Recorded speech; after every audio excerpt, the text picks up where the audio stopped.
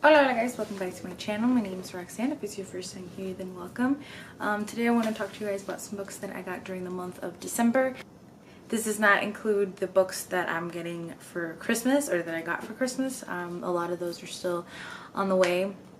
These are just some books that I bought throughout the month of December. So the first one that I got is, and a lot of these, I pretty much got all of these either from Book Depository or from Amazon, and I think maybe just like two from Barnes & Noble. The first one that I got is The Good People by Hannah Kent. This is about a woman who, I believe she loses everything, and she loses her husband and her daughter, and she has to deal with these rumors that are starting to come about with regards to her son, who the community thinks is a changeling, and he can't talk or anything like that. So it's kind of her dealing with that. I guess there might be some sort of magical elements to the story. I loved her book Burial Rites, so I'm very excited to get into this one and see if I like it just as much. Two books from the same author. She is a Puerto Rican author that I really want to read more of her works, and the first one is America's Dream, and it is by Esmeralda Santiago. And this one is about a young girl who works cleaning hotels in Puerto Rico, and she gets an opportunity to be a live-in housekeeper in the United States, and she goes there to get away from problems that she's having back on the island and to just try and get ahead in life. And so it's about her dealing with that change and everything that sort of comes along with it. It talks about family issues and things like that, identity, and I'm really excited to get to this one because I want to read more Puerto Rican literature. From the same author is Conquistadora, and this is about a Spanish woman who falls in love with the idea of Puerto Rico through this diary of like a distant ancestor of what? He tried to sniff me and he got shot. And so she falls in love with the idea of Puerto Rico based off of the diary of someone who came with Ponce de Leon to Puerto Rico, and she gets the opportunity to visit Puerto Rico, and it's during the time soon after she arrives the Civil War breaks out in the United States. And so it's about slavery during the time, how that affected the island, and then it says something like her life then is in the hands of the people on whose back her wealth was made, so essentially the slaves. So I want to see how that deals with those topics, and hopefully it doesn't like glamorize it or anything like that, but yeah, I'm very excited to read that one as well. Then I got The Sun and Her Flowers by Rupi Kaur. I know that people either really love her or hate her, and then once I'm done reading it, I will sort of talk about my thoughts on her and like poetry in general, but I'll probably get to this one soon, and then I will talk more about that then. Well, you guys see my hat, but it's not really in the shot. I really want to make an effort to read more Latin American fiction and nonfiction, just literature in general, just books in general, and just broaden my horizons beyond like Gabriel Garcia Marquez and Isabel Allende. Even though I do want to read all of their works as well, I want to discover new authors also. So I got the Gods of Tango by Carolina de Robertis, and this is about a woman who I believe gets stranded in Argentina. Yes, she gets stranded in Argentina, and in order to sort of survive, and because of her love of music, she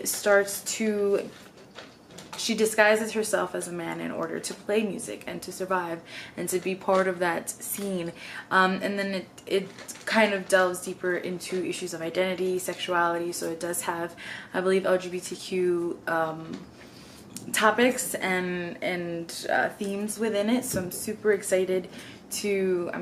excited to read this one. I think of the few people who I recognize who have also read it, just like friends of mine on Goodreads and stuff like that, they all seem to really love it. So hopefully I get to that one soon.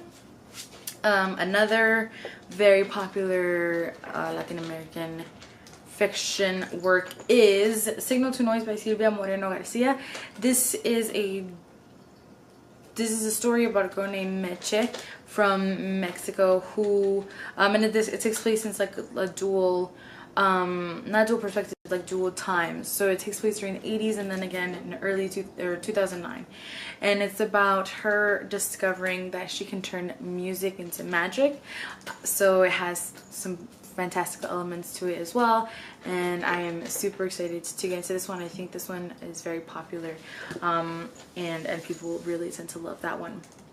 Then I got Murder at the Bright Well, the first Amory Ames mystery by Ashley Weaver. I have heard nothing but great things about this one. It's not so much a cozy mystery, at least it wasn't. Whoa, at least it wasn't categorized as such in the bookstore, but I think it still has that cozy mystery feel. It still has, Galileo's like passing underneath the camera.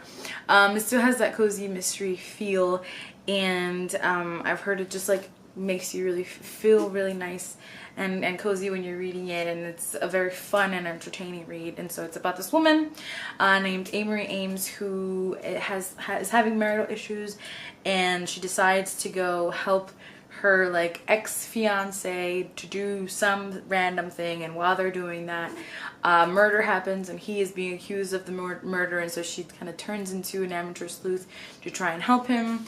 So yeah, that sounds pretty interesting. So super excited about this one. Very excited about all of these, obviously, or otherwise I wouldn't have gotten them. But then I got the autobiography of Assata Shakur by Assata Shakur.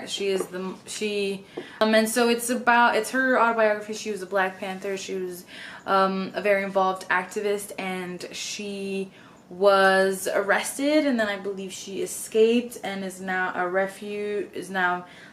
has been given refuge in Cuba, and Cuba is like not gonna let the United States bring her back. I know only very general things about her, but I've heard that this book, this autobiography in particular, just changed people's lives, and really made them get more involved in the movement and things like that. And so I'm hoping that it will do the same for me, and obviously I'm also really excited about it. Then last but not least is another Latinx story, and this one is called Life is Wonderful, People Are Terrific by Melissa Bañales, and this is about a girl in the 90s. It is about a queer Chicana girl in the 90s. So it's about identity, self-discovery, queerness, the Chicano community, and all of those things sound amazing to me. So there's that. It looks beautiful. And those are the books that I got pre-Christmas. So I will, once I get all those books in, I will do a book haul for those as well. I hope you guys enjoyed this. Thank you for watching and for listening. Let me know if you've read any of these books and what you thought about them.